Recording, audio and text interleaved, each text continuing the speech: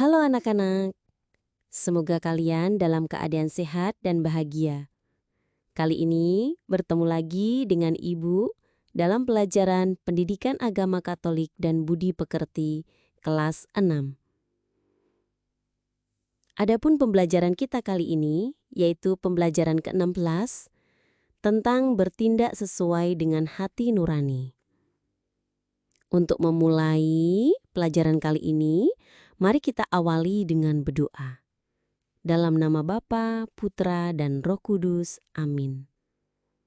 Ya Yesus yang baik, pada hari ini kami akan belajar tentang hati nurani. Bantulah kami untuk mengenal dan memahami arti hati nurani, agar terdorong untuk melatih dan membiasakan diri bertindak sesuai dengan hati nurani dalam kehidupan sehari-hari. Karena Engkaulah Tuhan dan pengantara kami. Amin. Dalam nama Bapa, Putra, dan Roh Kudus. Amin. Tujuan pembelajaran pada kali ini adalah 1. Bersyukur atas ajaran gereja tentang hati nurani dalam menghadapi tantangan zaman. 2. Memahami ajaran gereja tentang hati nurani dalam menghadapi tantangan zaman.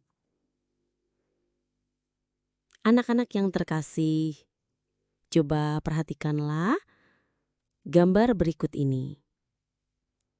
Gambar pertama, gambar kedua. Dari dua gambar yang sudah anak-anak lihat, adalah sebuah penolakan dari hati nurani kita.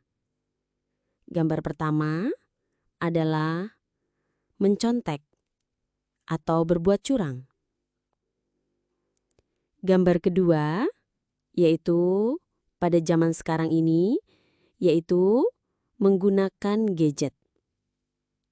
Bahkan kita sekarang belajar pun menggunakan gadget. Bermain gadget tidak memandang usia berapapun saat ini sudah menggunakan gadget. Anak-anak yang terkasih dalam Yesus Kristus, sekarang kita dengarkan ayat kitab suci dari Injil Lukas bab 22 ayat 54-62.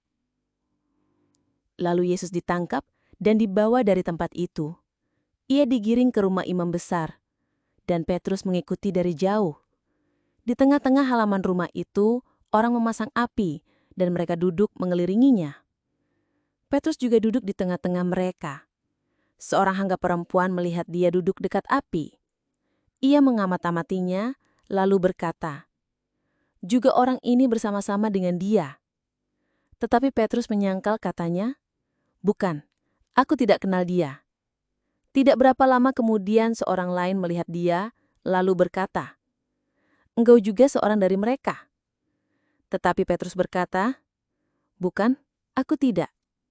Dan kira-kira sejam kemudian, seorang lain berkata dengan tegas, "Sungguh, orang ini juga bersama-sama dengan dia, sebab ia juga orang Galilea." Tetapi Petrus berkata, "Bukan, aku tidak tahu apa yang engkau katakan."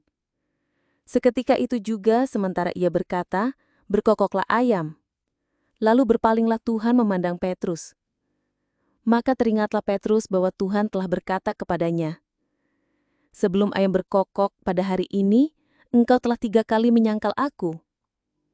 Lalu ia pergi keluar dan menangis dengan sedihnya.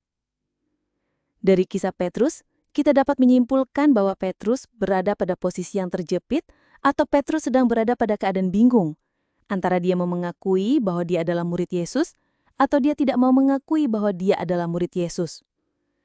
Disitulah terjadi penolakan hati nurani dari Petrus. Dengan terpaksa dia harus menyangkal Yesus dengan mengatakan bahwa dia bukan murid Yesus.